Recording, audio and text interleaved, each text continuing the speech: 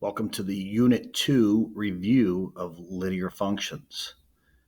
I'm going to do all the questions in the Unit 2 review so you can use this as a study guide. A reminder, after you finish the review, if you need more practice, it's always good to go back and look at the Unit 2 pre-test. All right, let's go to work.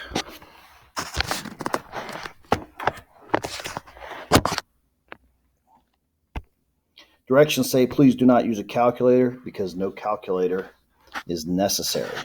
We need to define the variables and create an equation to model each pair of the following situations. So we're going to come up with equations. Okay. In full disclosure, I have looked ahead and put some of the work down already to kind of move this process along. Number one, you start the day with $22 in your pocket and then sell ears of corn for $4 each. As a reminder, we're going to be using y equals mx plus b an awful lot. That is slope, intercept, form. Okay, where y is the output, x is the input, and of course we can always change those. It doesn't have to be x and y. M is the slope, or more importantly, the rate of change, and then b is the y-intercept, also known as the initial value. So there's your quick reminder. So as we start with $22 in our pocket, that would be the initial value. The selling the corn for $4 each, that would be my rate of change. So in this case, y equals 4x plus 22. Does not ask for me to solve it, so all I had to do was come up with the equation. There we have. You have $4,000 in your bank account, and you pay $450 for every 12 months of cell phone service.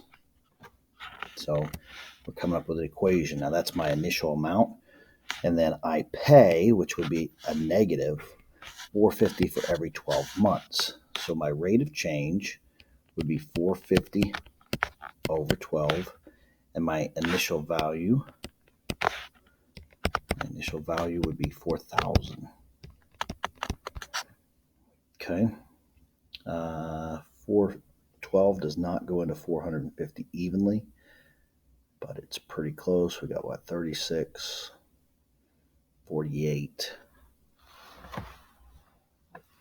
Now I'll go ahead and make it a decimal for you because I know you guys don't necessarily like fractions.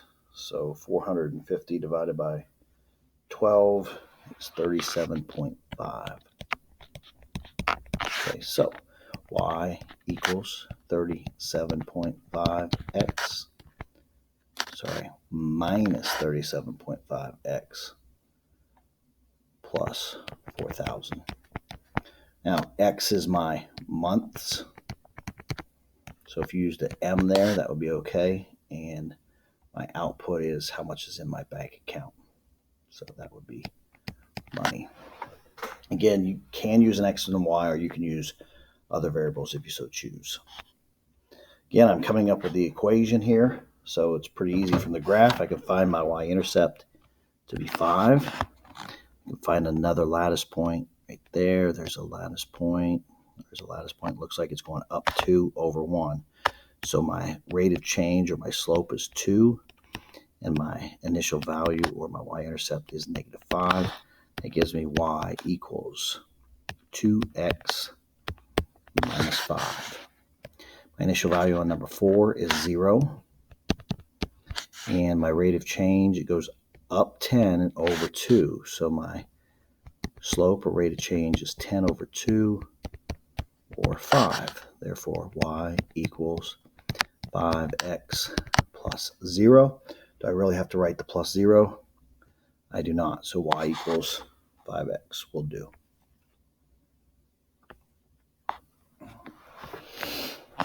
Looking for my rate of change, I can see that this goes up 21. Goes up 21. Looks like it's going up 21 consistently.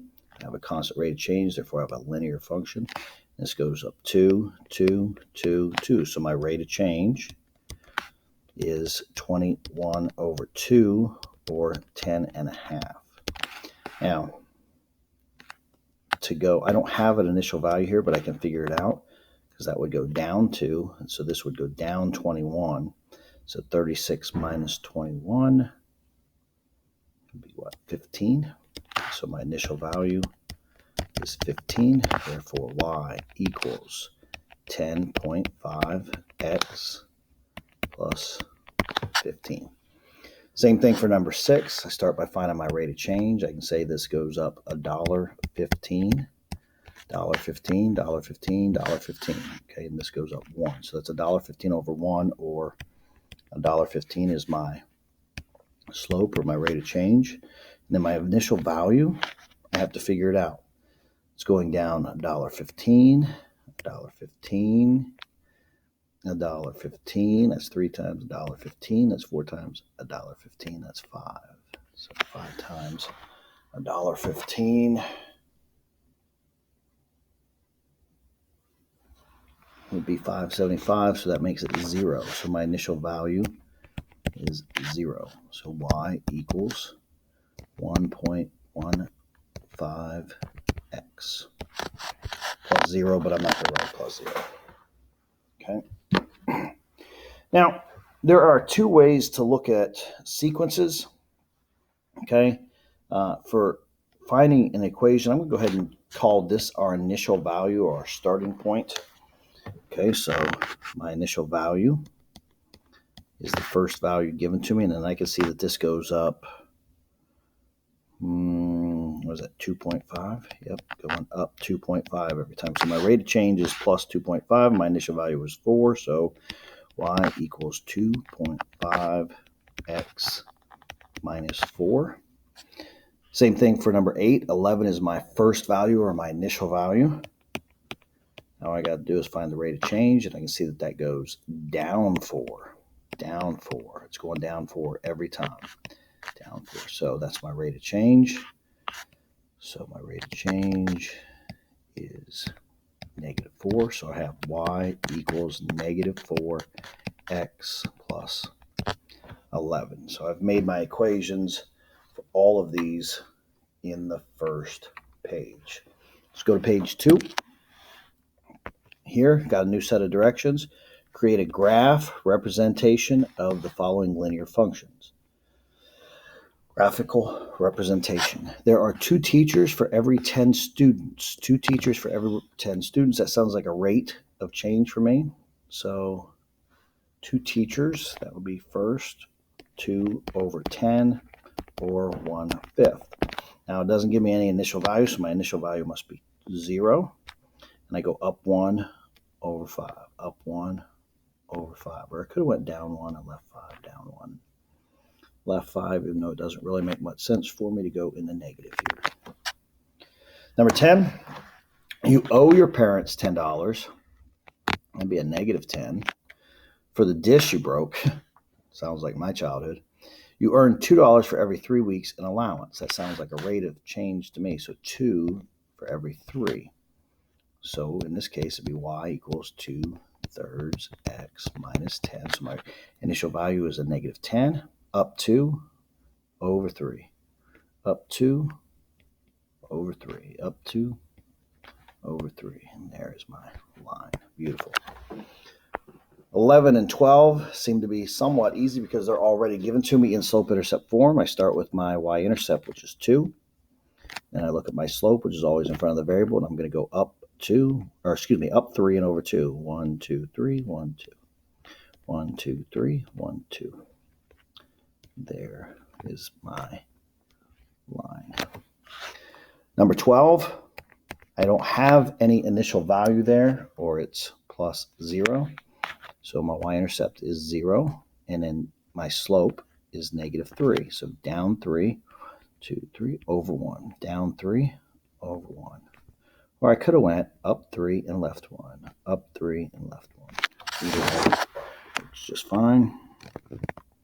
Lovely straight line. Next section, 13 through 16, we did not cover. We talked about how we will cover those when we get to quadratics. They're just too difficult to see with linear functions, so we'll wait and cover those once we get to quadratics. 17, 18, and 19, we identify the rate of change. and the initial value for each function, and then we need to describe the rate of change and the initial value in context, means within the situation, and then to give the equation a line. All right, the function relating the cost of framing to how many inches of frame around the picture is shown by the graph. I can see my initial value is going to be 6. My rate of change, here's another lattice point, so that goes up 2 over 8. So my rate of change would be 2 over 8, or 1/4. All right, I can see my inches of the frame. I'm going to call that F is my independent variable, and my cost is my dependent variable. So I'm going to say C. Even though they didn't give me letters, I could use X and Y, but I'm just going to use these for fun. So this is going to be C equals 1/4 F plus 6. So what's the context of the rate of change? Excuse me. The frame, the cost increases $2 for every 8 inches of frame. That would be in context. And then the 6, my initial value, it cost me $6 just to have a frame built.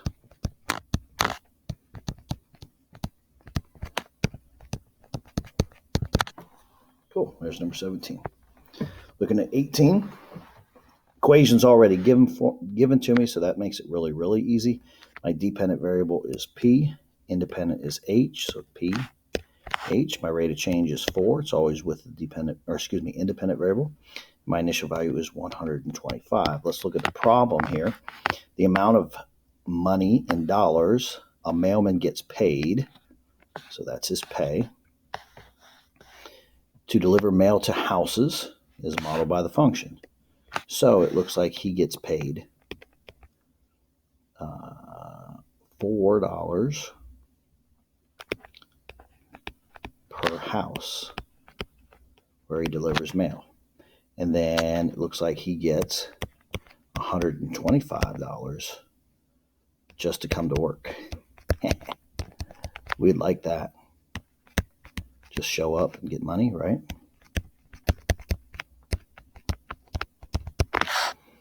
All right, we're having fun now. Number 19. Imagine spending your winter break visiting relatives in New York. Cost $1,200 for the plane ticket. That's just to get there, and $300 per night. So I can see right now it's going to be $300 for my rate of change. Anytime that you see that per, that's a good indicator. And then my initial value was $1,200 just for the flight to get there. So we're talking about cost based on the number of nights. So my independent is N, my dependent is C. So C equals 300 N plus 1,200. That's $300 per night in the hotel. And then it was $1,200 for the plane ticket just to get the visit.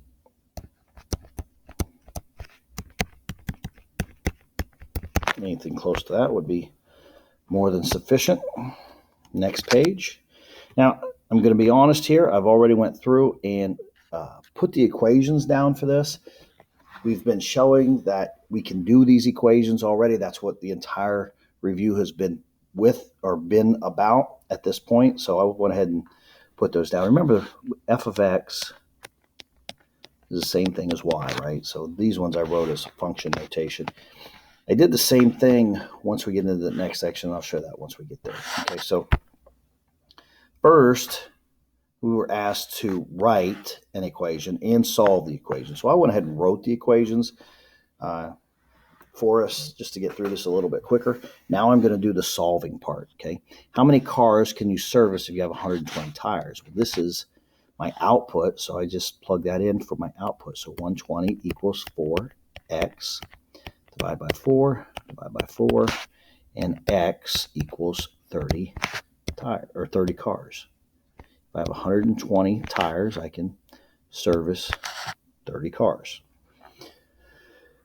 Next, moving on to the carnival, how many games can you play if you spend $50? Again, that's my output. So 50, I plug that into my output. 50 equals 2x plus 36. I subtract 36 from both sides. 14 equals 2x.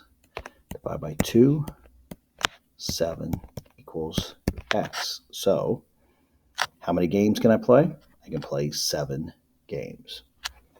22. Recipe for lasagna calls for half cup of cheese for every layer plus 1 cup of cheese on top. How many cups of cheese would you need if you wanted to make 4 layers? Okay. Well, this is layers, and the layers is the input. Okay, so it's a half cup of cheese for every layer, so that goes in for the x. So F4 equals 1/2 times 4 plus 1. Well, 1/2 times 4 is 2, plus 1 is 3. So in order to do a 4-layer lasagna, I need 3 cups of cheese. Cool. Now, here in this box, I went ahead, we talked about comparing different functions, and if we're going to compare different functions, we got to have them all in the same format. So I went and put all of these into equation form. Okay, equation form. Now I can compare them. Okay, and when I go to compare them, you're not going to be able to see, so you're going to need to look back and forth between, your paper as I answer these questions. Okay, moving on to the next page because that's where the questions are. Which machine makes cookies the fastest, and how do you know? Well, that would be machine C, because it has 25 cookies per minute, has the greatest rate of change. 24, which machine makes cookies the slowest? Well, that would be B, because it makes 20 cookies per minute. That is the slowest rate of change. 25, which machine uses the most power per minute? That would be machine A, which is 3.5 watts per minute. 26, which machine uses the least amount of power? That would be machine B, because it uses 1.1 watts per minute. 27, which machine uses the least power to turn on initially, or which one has the smallest initial value? And that would be C and D. Both are at 3 watts just to turn on. 28 would be machine B, which machine used the least total power if it ran for 30 minutes. Now I have to plug that 30 into the equations and solve, but I'm going to let you do that on your own. If you got questions, come see me. And the correct answer is machine B, because it'll use 38 watts in 30 minutes, and that was the smallest minutes. And 29, which one would use the least total power if it ran for 10 minutes? Again, it would be machine B, because it would use 16 watts in 10 minutes. Again, you have to plug that in and see what gives you the best. You have to plug it into all of them. All right, moving on. In the next section, I got to solve the equation for the given variable. There may be single solution, infinitely many, or no solution. Let's see what happens here. All right. Now, I'm going to go ahead and use that trick that we talked about, because I know that you guys don't like those fractions, so I'm going to multiply everything by 2, which is the denominator. So I got 4x plus 5x minus 16 plus 4 equals 6. Now I can combine my like terms. So I've got 9x minus 12 equals 6. Add 12 to both sides. 9x equals 18. Divide by 9. X equals 2. On on to the next side. Sorry, on to number 31. I'm going to distribute first. 3m plus 12 minus 2m equals 9. Justin Cadgett, please report to the office. Combine my like terms. M plus 12 equals 9. Subtract 12 from both sides. M equals 3. Okay. I'm going to take a quick pause here.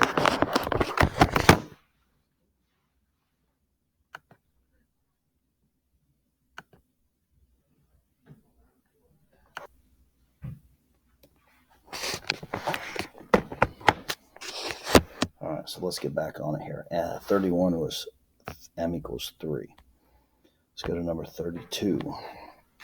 I'll start by distributing.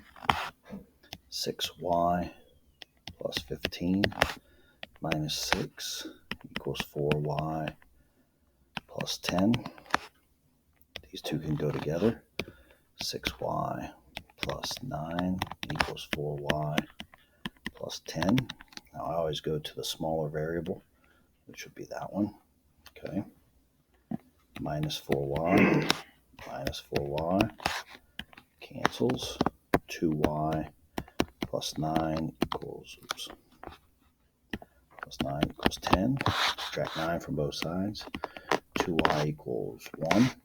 Divide by 2. Y equals 1/2. Number 33. Again, let's distribute to start. 2b plus 4 equals 2/3 b plus, 2/3 times 6, cross cancel, is 4/1 or 4 plus 4. Okay. I want to go ahead and get rid of that fraction. I multiply by the denominator, so I got 6b plus 12 equals 2b plus 12. Move the smaller one, so I'm going to subtract 2b from both sides. 4b plus 12 equals 12. Subtract 12 from both sides. 4b equals 0. Divide by 4. b equals 0. Number 34. Start by combining like terms. I can combine those over here and these over there. So I got 5g plus 4 equals 5g plus 4. If you're starting to think, hey, something looks a little funny here, it does. I'm going to subtract 5g from both sides, and I end up with 4 equals 4. I didn't do anything wrong. That means there are infinitely many solutions. Number 35. Combine my like terms here and distribute there all at once. So I go 3y plus 9 equals 3y plus 9. Notice, just like the last one, those look exactly the same. You should be starting to think, something's up here, because it is. Minus 3y from both sides. 9 equals 9. So infinitely many solutions. Number 36. Remember, that's a -1 in front of there. So I have 5 minus x minus 2 equals 4x plus 8. Remember, I distributed that, which really all it does is changes the signs. I can put those two together real quick. So I've got -x plus 3 equals 4x plus 8. Again, I move the smaller one, which would be that. So I'm going to add x to both sides. So 3 equals 5x plus 8. Subtract 8 from both sides. -5 equals 5x. Divide by 5. -1 equals x. Cool. Moving on. 38. Okay. Combine these two like terms. We've got 4j minus 3 equals 10j. I'm going to move this 4j. So minus 3 equals 6j. Divide by 6. -1/2 equals Cool. All right. Finishes off that page. I think we got one more. Find the inverse. Now, this would be bonus. This is from the bonus section that we talked about, but for those of you who did the bonus, it was pretty easy. First thing you did is you changed f of x to y, and then you switched or flipped. I'm going to say switched. You switch your x and y, and then you solve for y. That's how you find the inverse. So the first thing I'm just going to say is y equals 2/5 x minus 8. So I just put the y in. Now I flip my x and my y, so I have x equals 2/5 y minus 8. Now I solve for y. I gotta get that y by itself. I'm just going to add 8 to both sides, so x plus 8 equals 2/5 y. Multiply or divide by 2/5 or multiply by its reciprocal. So times 5/2, that cancels there, and times 5/2. So 5/2 x plus 8 equals y. Now I could leave it like that, but I'm going to go ahead and clean it up just a little bit more and distribute there. So that's going to be 5/2. Oops. Come on. 5/2 x. 5 times 8 is 40, divided by 2 is 20. So plus 20 equals y. This is the inverse function to that. Same thing. Y for number 39, y equals negative 3x plus 6, or x equals negative 3y plus 6. Solve for y now. So subtract 6 from both sides. So x minus 6 equals negative 3y. Divide by negative 3. Divide by negative 3. So x minus 6 divided by negative 3 equals y. Now, I could, again, clean that up if I wanted to, which I will, just for fun. So, and I'm going to flip it back over. So y equals negative 1/3 x plus 2 is the inverse. Alrighty, 40 and 41, I'm going to solve the inequality and graph the solution on a number line. Notice that there's only one variable in each of these. That's why I'm going to be putting the solution on the number line. No problem with inequalities, solve them just like equations. So minus 5, minus 5. So 1/4 x is less than negative 1. Multiply by the reciprocal. Multiply by the reciprocal, or 4. So x is less than negative 4. I did not multiply or divide by a negative, so I didn't have to worry about flipping the sign. So wherever negative 4 is, I'm going to put it right there. And it's got an open circle because it's not or equal to. And x is less than, so it goes to the left. The shortcut is if my variable comes first, the sign, the inequality sign ends up being like the head of the arrow. Looking at number 41, plus 2, plus 2. So negative 3x is less than less than or equal to 12. Divide by negative 3, divide by negative 3. Can you hear the horn going off in your head? X is greater than or equal to negative 4. Notice that I had to switch the sign. I divided by a negative, therefore I had to flip the sign. So again, my value is at negative 4. I'll call that being right there. This time I've got a closed circle. Okay, I got a closed circle, and x is greater than, so that goes to the right.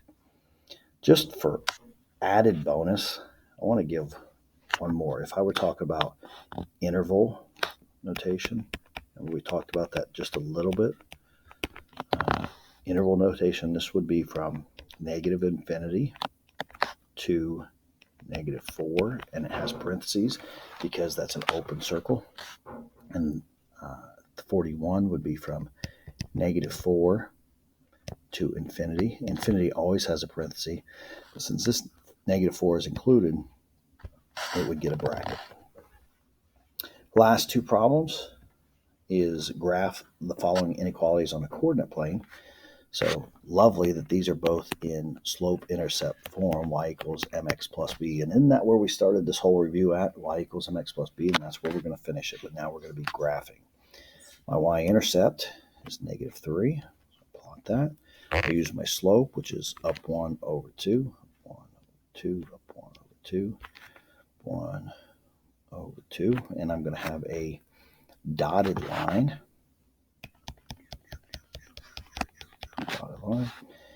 And I finish by putting my pencil on the y-intercept and reading the sign which says less than. So that would be below.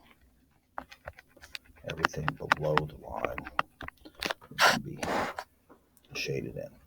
Last one, number 43. Again, my y-intercept is 1. My slope is a -4. So down 4, 1, 2, 3, 4, over 1. Down 4, over 1. Or I could have went up 4, 1, 2, 3, 4, and left 1. Now I'm going to have a solid line because it's or equal to. And I finish by putting my pen on the y-intercept and reading the sign that's greater than, which would be above that line or the y-intercept. And there's my graph. All right. That was your Unit 2 review. Hope that you found that helpful. Good luck on your test.